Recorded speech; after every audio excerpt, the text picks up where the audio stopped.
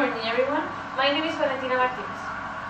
To put an end to our participation and considering all that's been said today, we reaffirm that grades don't encourage students to learn. From what we have previously said, I want to point out that our team believes that this problem goes beyond the learning of students, because the Chilean educational system doesn't allow students to learn in a free way. That's why we mentioned the issues that our educational system has, and we gave examples of other educational systems. But first, we think that grades don't really grade global knowledge of a student on a specific topic, because most of the tests are made with model questions, and these questions, sometimes the students can't understand them, and they can't show what they have learned in classes. In these circumstances, gives them the situation to cheat, and that means that the student doesn't know, doesn't learn, or even doesn't study. Also, the system pushes students to commit discriminative acts against their partners, like bullying.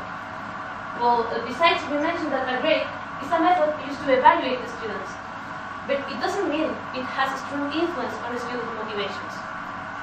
Grades are obtained when you take a test, and these tests evaluate contents that are memorized by students. This way, students must memorize everything that teacher says in the classroom. But is this learning? We reaffirm that grades don't encourage our thinking skills or our opinion. And we believe that the real purpose of going to the school of learning is to make students aware of their own thinking capacities, and also to encourage them to develop their own opinions and ideas further. And that way, we will be becoming critical human beings. And finally, my partner Javiera proved us that by having low grades, teenagers feel frustrated, and they don't want to carry on with their studies. So we believe that by not grading students, we will be giving all those who find some concepts difficult an opportunity to be able to use their own capacities and skills in the school. Well, about what the other said, why do we have to prove that we are better than the other ones? Aren't we equal in terms of rights and capacities?